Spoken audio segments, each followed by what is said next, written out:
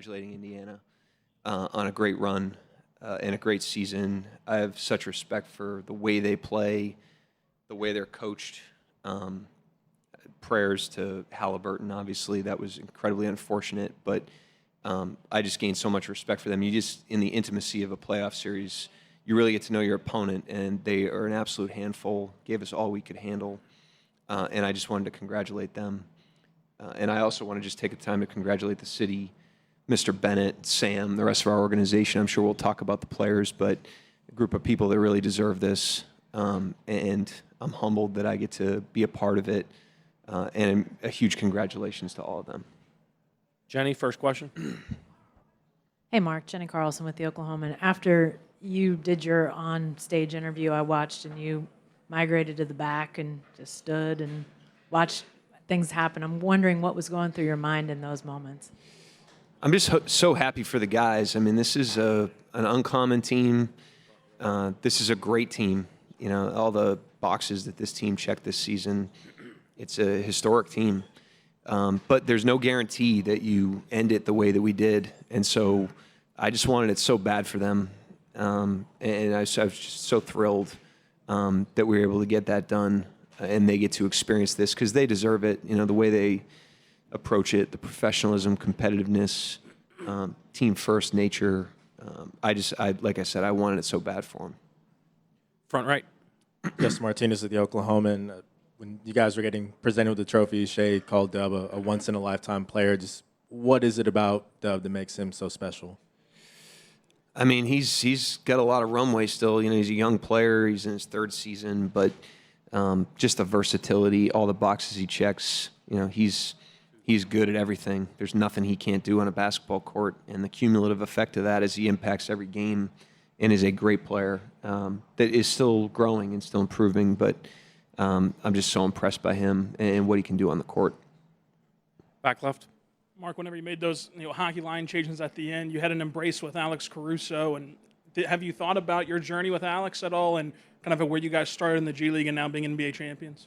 Yeah, that was a time warp. That moment, you know, Dort, you know, he was out here guarding, 50 feet when it was COVID and there were no fans in the stands, and we were winning 20 games. And Shea, NAC, Dub. I mean, just the history that we all have together and the work that we've put in together. We've hung in there together. We've stayed together, the whole team. But yeah, I can't describe it. It was a special moment for me. Fred. Mark, you guys had one of the quickest turnarounds in league history. You just mentioned, winning 20 games not that long ago, losing 60-plus, I think, 2 consecutive seasons. What is it about the character of the organization, about the character of the team that allowed you guys to make such a leap so quickly in that time? I've called the guys uncommon many times, but I really believe that. I mean, just the way they operate, the way they behave, the way they compete is uncommon in professional sports. It just is. And then I also think, the organization's been at it for a long time. And before this build, Mr. Bennett's been here from the jump. Sam's been here from the jump. And those two guys have built a first-class organization, the vision for that, and then the work that's gone into that. Really put the wind at our back when it was time to start, from scratch, really. And, so that was a huge thing. I mean, as young as the team was and as new as everything was, there was so many people from Saint to Donnie Strack to Ayanna to Matt Tumbleson that were in place. Sam, obviously, his group, that, the players were young, but the process and the systems and the environment were seasoned, and that gave us a huge lift. And you add the players we had to that, and that's how I think the speed happened. And good fortune. We got lucky in some ways. Myron up front. Myron Patton, OKC Sports Radio. You've had big third quarters before, but this is the finals. What was your conversation at halftime like? Because defensively, you guys really kind of came out really aggressive. They kept calling timeouts, but the avalanche was underway. Yeah, I mean, you watch any Game 7 of the finals, any Game 7 period, but Game 7 of the finals, it's a different feeling. It's a different level of pressure. The gravity of the game is overwhelming for everybody participating. And I thought in the first half, you could see that, I think, certainly with us, but with both teams. And, you know, the whole run, I've just tried to help the guys just be who they are. That's all we needed to do, is just be who we are. And I thought the tone at the beginning of the second half with the offensive rebounds, and it set a great tone. And then the offense started to come around. The defense sustained. And obviously that was a huge, huge run for us. Tim in the back center. Tim Reynolds with the AP. Mark, I'm going to take a risk and ask you about your least favorite topic, which is yourself. A lot of people have coached this game, and only 8% of them have won a championship.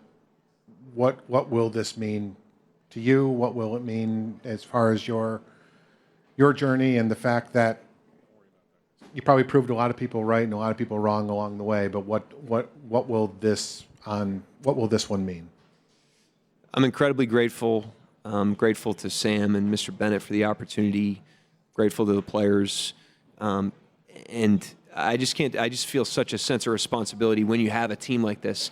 You know, everyone says, you know, the team's hard to coach, and usually that has a negative connotation. But when you have a team that's this talented, this committed, this professional, this competitive, this willing to sacrifice, that's the ultimate pressure on a coach, because you want to serve that, and they deserve that, and that's what gives me the most pride right now, is that, you know, I feel like I was able to do that for them because they deserved all of this. So that's really what I'm feeling right now.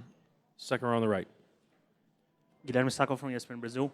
Coach, congratulations on the title. Thank you. I know that you didn't have the time to reflect about it, but you guys just went through one of the best final series ever, like in terms of basketball play.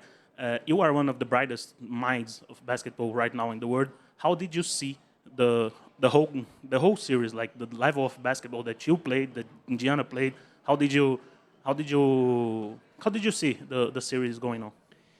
I mean, I think it was great for the league and the product, for two small market teams that have never won a championship to have the type of series that we did. It was hard to appreciate that because it was just so hard in the moment. But you know, one thing I learned is, you know, you don't really. It's hard to get to your ceiling as a team in the playoffs when you're playing great teams over and over again. It's really about how high your floor is, and I thought was the mark of our team. I mean, you have to really grind it out, and it's an endurance race, and you have to be able to win in the mud. You have to be able to win ugly. You have to be able to gut it out, and that's what we did. You know, the team did an unbelievable job of that. Valencia. Valencia King, Real Talk Sports. Congratulations, first of all. Thank I'm going to circle back to a phrase I mentioned to you a few series ago. Be where your feet are. Both Shea and J-Dub said that. In 3 words, can you describe be where your feet are? How are you feeling right now? Yeah, I mean, I think the team did a great job of that. I mean, we lost a tough game in Game 6. You know, we went there to win. You know, like we really felt good about that game, and we did not perform well. And you're coming into Game 7, anything can happen.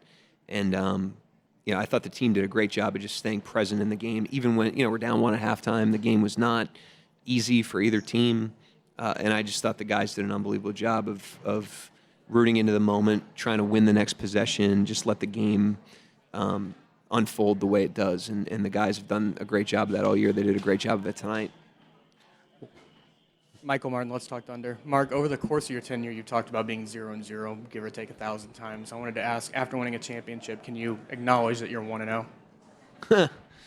Yeah, I mean, those are you got to have those themes, you know. And this team responds well to those things. If you put the right thing in front of them, they really take to it. And you know, I think that's the right thing. It's the right way to approach competition. But these guys bring it to life, you know, with the way they play. I mean, you can talk about it all you want, but it comes down to how you perform, and these guys perform like competitive monsters. Thank you, Coach.